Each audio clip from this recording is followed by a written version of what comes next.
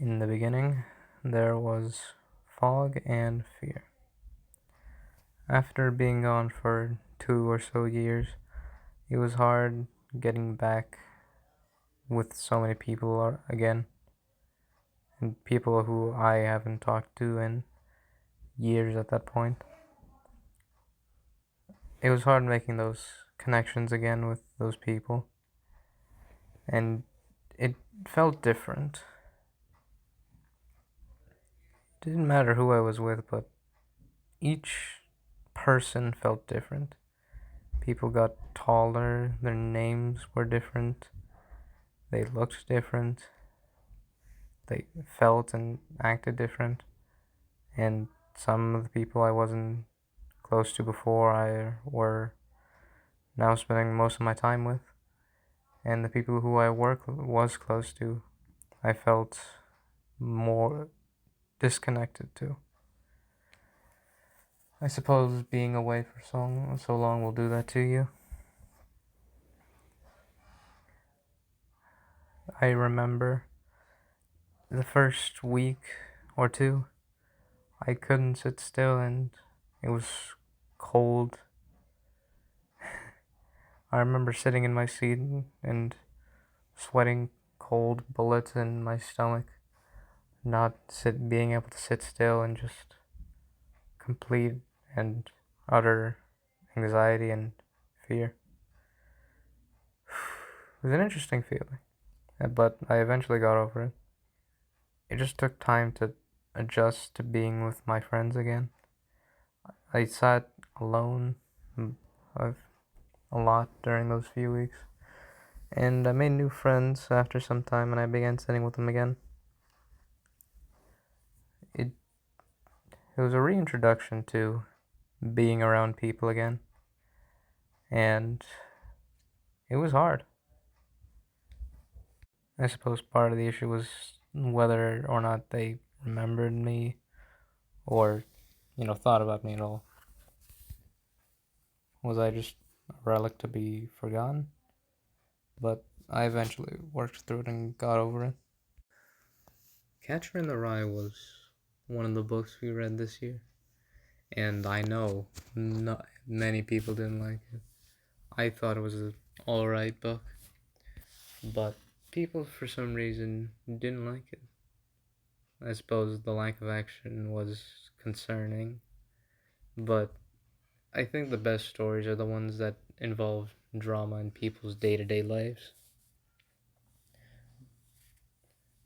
Sometimes its action can be fun and interesting and serve as good character growth, but drama is all about the character. You just watch it unfold and not you don't really expect much. You just see a person's life as they see it. In the case of our main character, he didn't like society or adults or how people were corrupt and selling themselves off. He didn't like any of it, and he wanted to stay innocent and keep the people around him, like his sister, innocent for as long as he thought possible, even if it may hurt them. He wants to keep them safe from the outside world and all the horrors and dis- destruction it might bring. From then, it was the Dead Poet Society, another one of those movies some people may or may not have liked. But seeing a teacher teach kids in a way that they like and they understand was nice, and having Robin Williams playing was great casting. Seeing him inspire the boys to do what they want and follow their dreams, whether it be chasing a girl, becoming an actor, or finally having the courage and confidence to be good at something, to realize you're good at something. To have the person who spoke the least say the final words and say their final goodbyes to Mr. Keating was a good show of character development, and I really enjoyed that whole unit. from then on, after Catcher in the Rye and Dead Poet Society, we began to read To Kill a Mockingbird. Again, not many people enjoyed it for whatever reason. It's probably one of the best nonfiction books out there at the time. And even now, it still holds up. Might have racist themes and ideas, but it's how it was at the time, so it's not out of the question. It's just showing what life was like at the time for people of color and who weren't white. Better yet, it shows it all from the eyes of an innocent young girl who takes all the ideas of racism and social norms and what it is to be a girl at the time, which was fancy and prim and proper. I remember Atticus being my favorite character from the book, the most reasonable character, and probably the smartest one there too as well. There's something about him that makes him so likable as a character. It was one of those books where, when you began reading it, you wanted to see where it led to and how it ended, as fast as you can, which led to me, at least, reading ahead on a few occasions. If a book can do that to anybody, then it's probably a good book.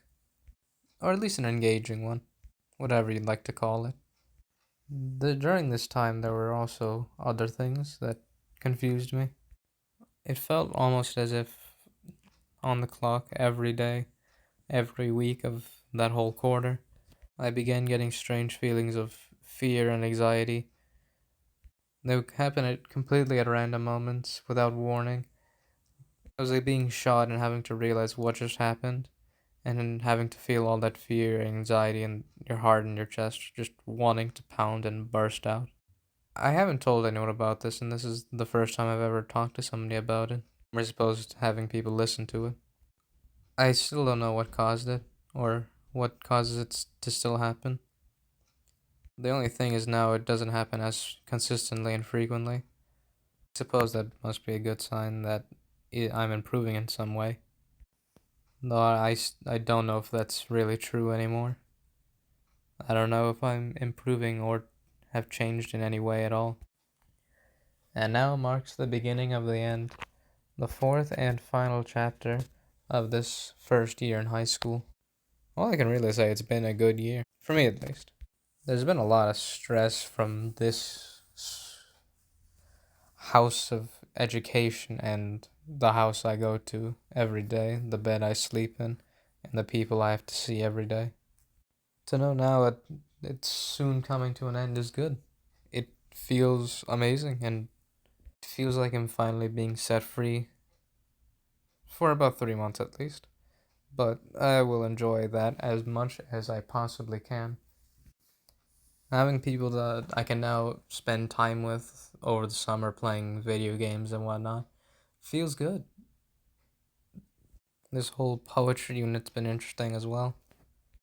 I did enjoy writing poetry to some extent, though it would have been fun if mine had rhymed more and a lot better as well, and that I had gotten the themes got across better.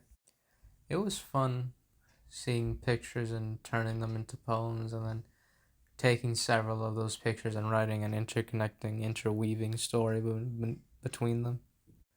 I don't fancy myself a good writer. I can barely put a story together without making it seem long and convoluted and somewhat preachy. I won't deny as much stress this place has caused me. I will miss walking in and waking up.